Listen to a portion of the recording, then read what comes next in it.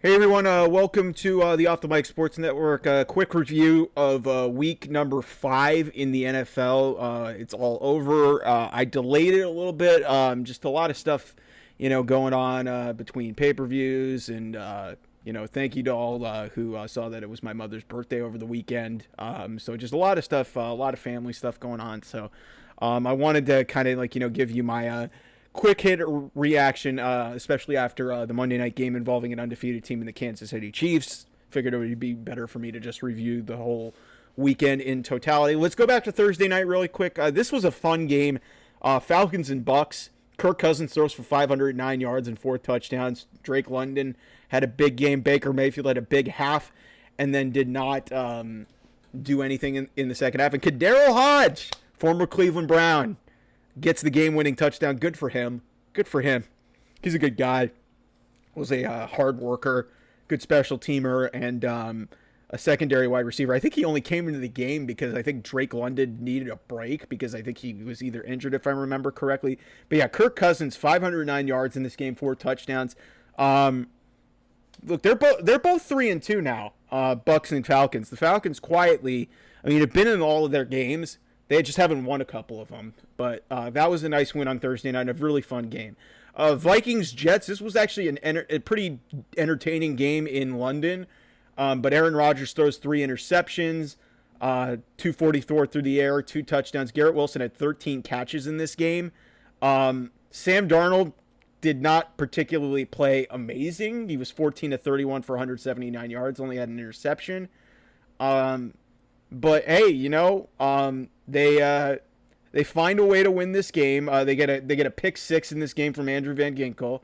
Will Riker kicks 3 field goals, and Aaron Rodgers throws a pick at the end of the game, and the Vikings win 23-17. So the Vikings are 5-0, a big surprise. This was a tricky game for them, but I give them credit for pulling through. Sam Darnold didn't play his best. And this was really kind of a grinded out type of game, doing it overseas. So yeah, like I said, Vikings 5-0. That's a big time story. One of the bigger stories in all the NFL. Bears beat the Panthers in the Caleb Williams, Bryce Young, whatever you want, DJ Moore. You can name the trade bowl, we'll call it. Caleb Williams had his best game as a professional. 20 of 29, 304, 2 touchdowns. DJ Moore had 2 touchdowns in this game. Andy Dalton got benched in this game. Bryce Young came in 4 of 7 for 58 yards. He actually threw a couple of really decent passes in this game. So DeAndre Swift had a nice game for he had a nice game for the Chicago Bears. Had a really effective game running and receiving at over 100 yards of total offense. Roshan Johnson had a couple rushing touchdowns. But yeah, really, Chicago wins 36-10. I like what I'm seeing from Caleb. He's getting better and better every week. The attention's obviously been on Jaden Daniels, who's clearly looked like the better quarterback, and I think it's because he's surrounded by a lot better pieces. Washington's been a dysfunctional organization, but there's clearly different ownership, and Dan Quinn's been to a Super Bowl. Like, I'm not, all due respect to Matt Eberflus and the staff over there. They're the lame duck season. Like, I could easily see Chicago moving on from him if they don't have a decent season. But Caleb's getting better, man, and that's a frightening thing for the rest of the NFC because I saw him playing college, man. He's special, man. He's special. Game of the weekend probably was Ravens Bengals. 41-38, Ravens win in overtime. The Bengals get a turnover in overtime. They actually had the lead. Lamar Jackson just was making crazy play after crazy play in this game. He was fantastic in this game. 26 of 42 for 348 and 4 touchdowns. He also ran for 55. Just made outstanding play after outstanding play. He did have a key turnover in overtime, but then Cincinnati just didn't move the ball. They settled for a field goal, and Evan McPherson misses, and then Baltimore just gets the ball back, kicks a field goal, and wins the game. And the Bengals are 1-4. The Ravens, both of these teams started 0-2. The Ravens have won 3 in a row. The Ravens look a lot like themselves. They seem to have found their footing. Joe Burrow's been fine. I know there's some narratives going around there that Joe Burrow's the problem with this team. The Bengals defense sucks. That's the first thing. But Joe Burrow threw for 392, only 9 incompletions, 30 of 39, 5 touchdowns, 1 interception. He was awesome in this game. Jamar Chase was outstanding in this game, 193 yards on 10 catches and 2 touchdowns.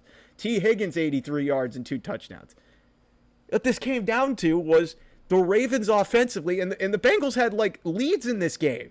Like, leads. And then they had a chance to win the game, and they just didn't do it. And Lamar Jackson just continuously just made plays. Derrick Henry, 92 yards rushing and a touchdown. He's a weapon for this team. Zay Flowers, 111 yards. I don't like the Baltimore Ravens, man. My God, like, they are so well run, and game by game, week by week, it's just like I've always just had this weird, love-hate relationship with Lamar, more hate with Lamar Jackson. He's fucking outstanding, man. There's a reason why he's won 2 MVPs, and it's just like the plays that he can make, almost nobody in the NFL can. That touchdown to Isaiah Likely is one of the plays of the year.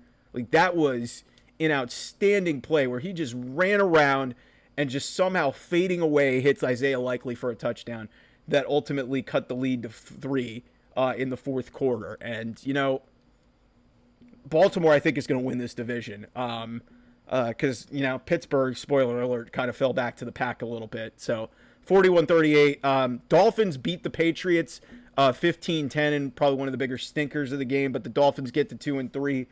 They have quarterback problems. The Patriots, at what point do you go to Drake May or do you go to Joe Milton? I like Jacoby Brissett a lot. He helped the Browns through a really dark time in 2022. He's a backup quarterback, man. He's a backup quarterback. So Tyler Huntley helps get this team a win. But yeah, 15-10, Dolphins win the game. Not really a whole hell of a lot to say about this. Because both these teams are not particularly good. You guys have already heard what I said about Browns Commanders. Good for Washington. Jaden Daniels has been fucking just incredible this season. The throw they had to Terry McLaurin, where he gets flushed in the pocket, just throws an absolute dime. I mean, it didn't lead to anything because Jeremiah Owusu-Koramoah had an interception on the goal line. But the Commanders got their quarterback, man. Like, and Washington's really in play to potentially do some damage in the NFC and win the East. Like, they get Baltimore next week. That's going to be a hell of a game for Washington and Baltimore in the DMV. That'll be awesome to watch. But yeah, Jaden Daniels, 238 passing, 1 touchdown, 82 yards rushing as well. He's been great.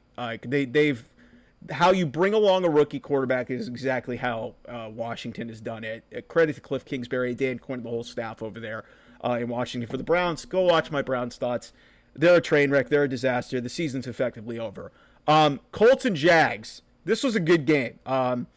But Joe Flacco's, Trevor Lawrence played really well in this game. Best game of the season. 28-34, 371 yards, 2 touchdowns, and an interception. He was awesome in this game. And Joe Flacco led this team back. He had 3 touchdowns, 359 yards passing.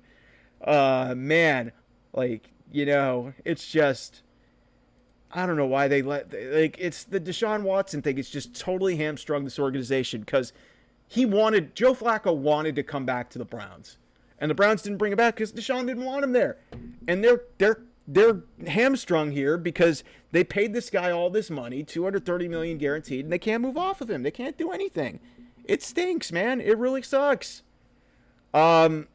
And then Cam Little kicks a game-winning field goal for there was the big 65-yard touchdown to Alec Pierce that tied this thing with Joe Flacco. He looked awesome in this game. But yeah, Cam Little gets the game-winning touchdown, 49-yard field goal with 17 seconds left.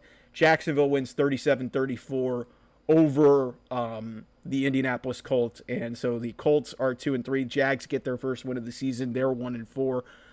So that's a big deal that they're finally off the schneid. A bizarre game between the Texans and the Bills. Texans win 23-20. Josh Allen was god-awful in this game. He only completed 9 passes out of 30. For those of you crunching numbers at home, that's a 30% completion rate, less than it. He was awful in this game. James Cook had a good game on the ground, but really, C.J. Stroud 331 through the air, 1 touchdown. Nico Collins left this game after a big 67-yard touchdown. But really what this came down to was the final sequence on the goal line with under a minute to go. Buffalo has the ball. They can run the ball, effectively use Houston's timeouts, and then baby punt the football away to them. But they elect to throw the ball 3 times. It doesn't work. Houston gets the ball back with all 3 of their timeouts, and Ka'imi Fairbairn hits a 59-yard field goal at the end of this thing to win the game for the Houston Texans. A big-time field goal, great kicker in Ka'imi Fairbairn. And, the Texans win 23-20. Therefore, in one of the Bills, who looked like the best team in the NFL 2 weeks ago, blowout loss and then a demoralizing loss here.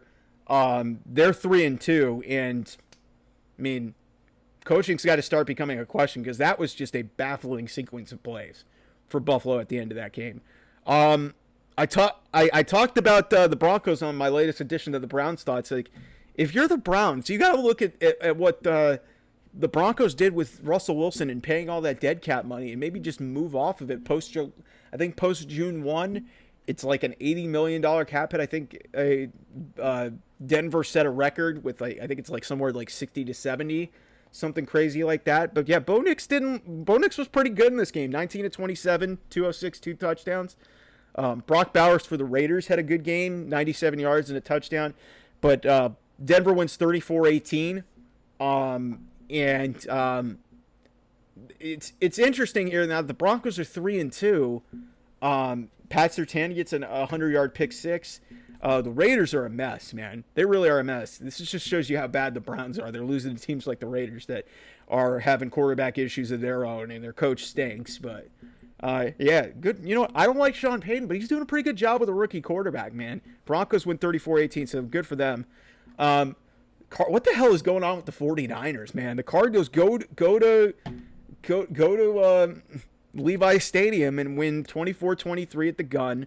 Later interception of Brock Purdy, who had 244 and a touchdown. Brandon Ayuk finally showed up, 147 yards receiving. First really truly big game of the year. Jordan Mason, Danny's like underrated storyline of the year on the Mad Sports show.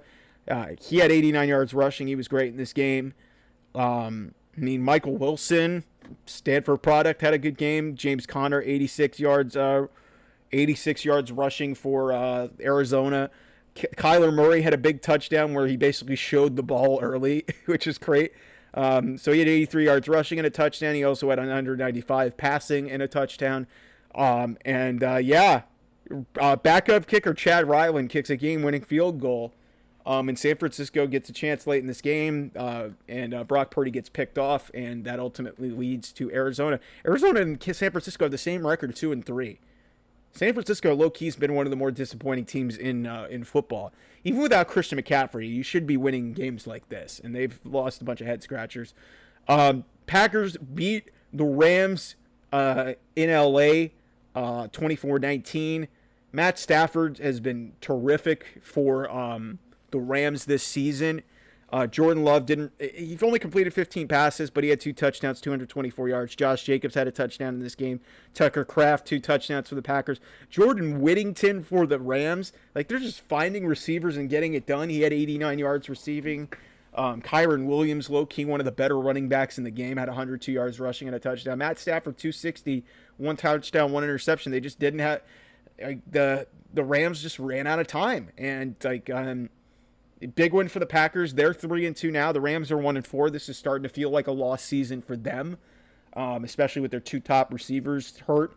But, man, Kyron Williams and Matthew Stafford are doing really big things for this team. They're really trying to get through things. As a 1-4 team, I feel a lot better about the Rams than I do about the Browns, if we're talking about that. Giants go to Lumen Field in Seattle and win 29-20. A blocked kick at the end saves the day for the Giants. A big win on the road. They've got 2 road wins. Daniel Jones, mistake-free football, 257, 2 touchdowns passing. Tyrone Tracy Jr. had 129 yards rushing. I don't know who he is. Darius Slayton, they didn't have Malik Neighbors in this game. Darius Slayton has 122 yards receiving. Geno Smith played really well for Seattle. 284 through the air and a touchdown. They really had no running game. Geno Smith had a big run in this game, but Kenneth Walker and Zach Charbonnet really didn't do anything in this game. And, Giants, man, 2 road wins in the last couple weeks, man. Like, that's impressive. And Daniel Jones has been playing some. I mean, yeah, he had the clunker at home against the Cowboys the week before, but they go to Seattle and get this road win, and they've won at the Browns. So, good win for the Giants. Sunday night, and we'll be talking about this a lot on the Mad Sports Show. Oh man, the game that finished at like 1 a.m. Eastern time because of huge delay. Cowboys beat the Steelers, last-second touchdown on 4th down. Dak Prescott to Jalen Tolbert.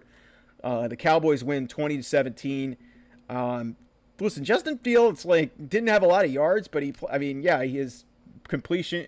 He had 2 touchdowns in this game. He wasn't terrible. The Steelers didn't give a ton of yards, but the Steelers take the lead in the 4th quarter. But then it came down to Dak Prescott had a couple interceptions, but when it came to be winning time, he put together a money drive, a money drive at the end of this thing.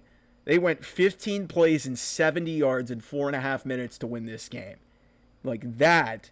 And then the other touchdown drive that they had in the 4th quarter, 16 plays, 90 yards drive. When Dak Prescott had to be great, he earned his money in this game.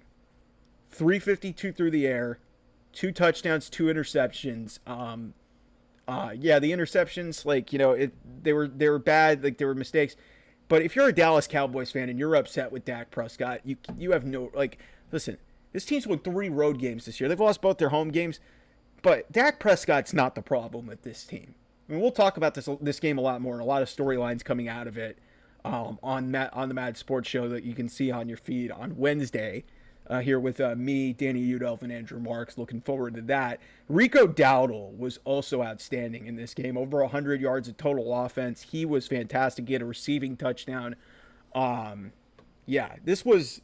Dak had 3 turnovers in this game, man. But like I said, when it came down to it, it comes up with 2 monster championship-level drives and gets a huge win on the road late in the night against the Steelers, a really tough defense. There was some...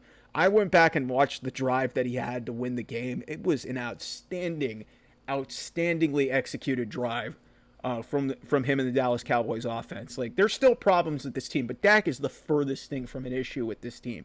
And then Monday night, the Kansas City Chiefs, they get the win at home, 26-13. Patrick Mahomes did not throw a touchdown in this game. He did have an interception, but he threw for 331. Derek Carr, 2 touchdowns, 165 yards passing. The story of this game, Juju Smith-Schuster out of nowhere gets 130 yards receiving. No Rashee Rice for probably the rest of the season. Kelsey has 9 for 70. Taylor Swift is there. Go figure. He plays well. And the story of this game, and you can go watch Browns thoughts why I'm really starting to get frustrated with Andrew Berry. Why did the Cleveland Browns let Kareem Hunt go? Why did they not sign him? You thought Deontay Foreman and Jerome Ford was going to be better? Kareem Hunt ran for 102 yards on 27 carries and a touchdown in this game. That's the old Kareem Hunt. And he's doing it in Kansas City. What the fuck were the Browns doing? What the fuck were they doing? An amazing... I'm so happy for Kareem Hunt. He was a model citizen, went through a lot of adversity when he went out of Kansas City the first time, goes back there, has this monster game on a Monday night. Good for him. The Chiefs are 5-0. This was probably their most impressive win of the season because they held the Saints, a decent offense, to 13 points. This wasn't a tight game down to the wire like the first 4 have been. But yeah, this was a nice little win for the Kansas City Chiefs. That is week number 5 in the National Football League. We'll have a lot more content, a preview as well heading in the week. A lot of Browns content on here as well, college football perfect blend of sports and sports entertainment here on the Off the Mic Sports Network. Thanks for watching. I appreciate the love and support. I will talk to you guys soon. Bye-bye.